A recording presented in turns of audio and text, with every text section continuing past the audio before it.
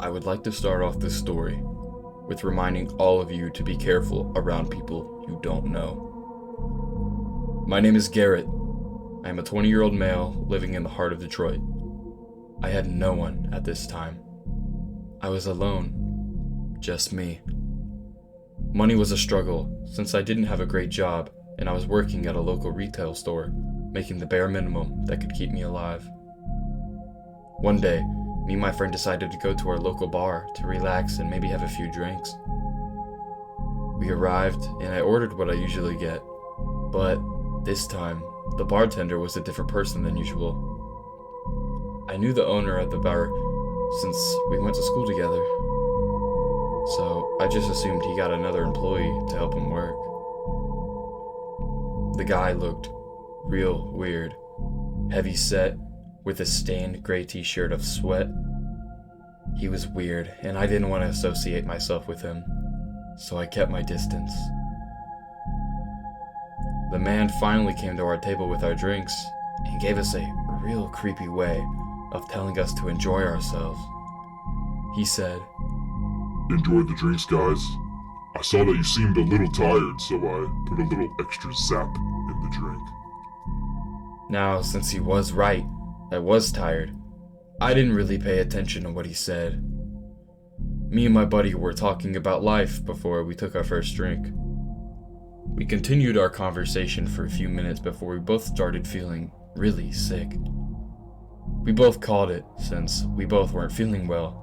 We didn't even think of the possibility that the new bartender could have laced our drinks from that weird comment he made earlier. My friend called an Uber for him to get home, but since I was really low on money, I had to walk home. The bartender stopped me at the door before I had the chance to leave and said, "Hey man, you don't look too good. Do you need a ride home?" In my dazed state, I said yes and allowed him to drive me home in his car. I looked like I was on drugs. I could barely see. I felt very sick. My mouth was hanging open. I looked like an entire zombie. Around 10 minutes passed by, and we arrived at the hotel. I was in a state of confusion, but I knew what was happening. Kind of when you first wake up, everything seems surreal. He sat me down at the sofa in the lobby as he went to talk to the receptionist. I didn't hear what he said, but after a minute or so, he grabbed me and took me to the elevator. I felt so sick at this point, where it felt like at any time I'd throw up. We finally arrived at my room. As he opened the door, I had a gut-wrenching feeling. How did this guy know what hotel I lived at? I never told him this. He put me in my bed and left through the front door. I was so out of it, I ended up passing out. I woke up the next day in the hospital. I didn't know what happened the other night. It was all like it never even happened. Around 20 minutes after I woke up, a nurse came into the room and was astonished that I was awake. She called the doctor into the room to test my vitals and do all the doctor stuff. I asked him what had happened to me yesterday. He said, "You were stabbed in your chest, son, and you're asleep." I panicked. I was scared for my life. I asked him who had done this to me. He told me he didn't know any of the other details other than my injuries. I asked him if I could have a phone to call the police station to ask what happened. He agreed. I dialed the number and the officer picked it up. I asked the woman if there was anyone who could tell me what happened the other night. She told me she could fill me in. She said security footage showed that man that had helped me into my room last night, stabbing me. I was so confused. I felt like I had never seen the man in my life before. But that was probably just the drugs that he laced my drink with taking into effect. The officer told me that the guy had the key to my room. I was scared half to death when I heard this. How did he get a key? I was the only one to have a key to my hotel room. The operator didn't know that far into the case though. I thanked her for her time and hung up. A week later, I was released from the hospital, and the first thing I did was walk to the bar to tell my friend, who was the owner of the bar, what his worker did to me. I arrived, and the place was shut down. I was even more confused now. I didn't really find it weird until I arrived at home. I found a news article online titled, "2 Dead and 1 in Critical Condition at Gary's Pub." I was shocked and felt sick when I read the article's title and saw the pictures. The 2 people dead were my friend I went to the bar with and the owner. The bartender was found dead in the back room with stab wounds to the neck and gut. I figured that was the reason. This man was at the counter instead of my friend. My other friend that I went to the bar with was also dead. It said he was stabbed in the heart, just like me. I was guessing that my stab wound wasn't as deep as his. I really miss them. They were the only people in the world I could trust, and now they're all gone. Never take the ones you care for granted. You never know when you'll lose them.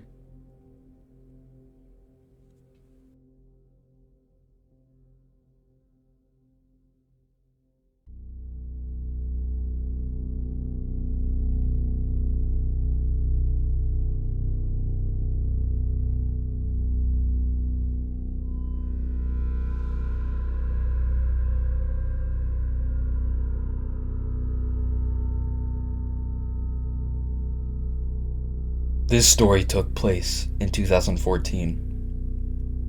I'm an 18-year-old female, and my name is Juliet. Also, I live in Ohio, around Cleveland. My parents were drunks. They would always come home drunk, and it really scared me. I was 18, so I couldn't move out just yet because of problems with money. But my parents let me stay at their house while I tried to get on my feet. One night, I came home after school to find my parents had been drinking again. This time, though, it was bad. They couldn't even get out a sentence. My dad was the worst one, though. He would constantly hit me and call me names while drunk. My mom was no better. She would stand by and encourage my dad to do this to me. I decided it would be a good idea to leave and buy a room at a hotel for the night. Once I arrived at the hotel, I rented my room and went to it. It was on the 3rd floor, 5 doors away from the elevator. Once I opened the door to my room, I either saw a cleaner or a maid. He was cleaning the bed. I thought nothing of it since I just bought the room. I told him, "Hey sir, I just bought this room. Are you cleaning it or are you leaving?" He turned around to face me.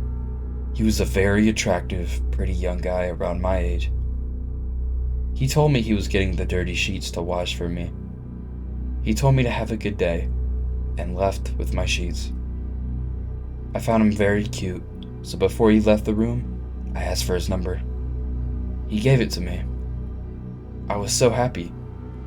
Put my stuff on the ground and got into bed with the spare sheets he gave me. I was on the phone for about an hour before I decided to get some rest. At around 3 a.m., I woke up to hear a door creaking. My heart started racing, scared that someone broke into my room. I tried to keep quiet in case I was right, but managed to keep my eyes open just enough to see, but not enough for someone to notice I was awake. I heard walking. My heart was racing so much, I think I was near to having a panic attack. Out of the corner of my eye, I see a figure walk over past my bed. It was so dark, I couldn't make out the person's face, but I could see the outline of it. It was a man, around 6'5", super tall with an average build. He leaned down into my ear and whispered, "I know you're awake. I came in here to make sure my angel was having a good rest." He kissed my forehead and started to walk towards the front door. I couldn't sleep the rest of the night. I was too paranoid that the man didn't leave, and he was trying to bait me to go to the door. Around 6:30 a.m., I decided I should go downstairs to the receptionist and ask her to let me see the security footage. She told me I could, and showed me the footage of the time the man walked through my door. He somehow had a key to it. It would have to be a worker, right? Finally, we saw the man on the camera. We paused the video, then I saw his face. It was the guy in my room from when I first got there. He didn't look the same as before. He had this wide smile on his face, like so wide it looked painful. His eyes looked blank, almost all white, like a ghost. I decided to call the police. They arrived no later than 20 minutes. I told them my story. They watched the surveillance footage. They found all the evidence they needed. They contacted the owner of the hotel to find out who that man was. The owner said he had never seen that guy before in his life, and certainly he didn't work for this hotel. With no evidence of the man's whereabouts, the officers left but opened a case for me. I went home later that day. I didn't tell my parents about the incident, since I didn't want them to scold me because I got a hotel room when they were drunk. It's a few days later, but I still have one burning question. How did he get a key to my room? And what would have happened if I would have retaliated when he was leering at me in the room? I'm just glad I'm safe, and I will be extra careful from now on with going into hotels.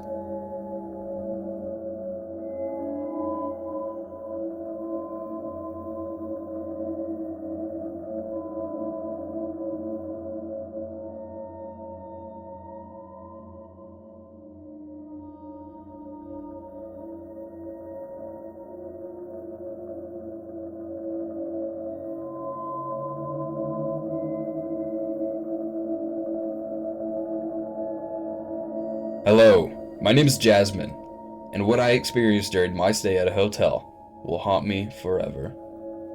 I was living in a hotel for around a year due to it not being as expensive as a house. It was a Wednesday afternoon. I just got home from my 9 to 5 job at KFC. I was so stressed out and I needed to relax. I decided I would order some food and take a shower. I ordered my food, ate that, got undressed, and hopped into the shower. Right as I got into the shower, I heard a knock on my door.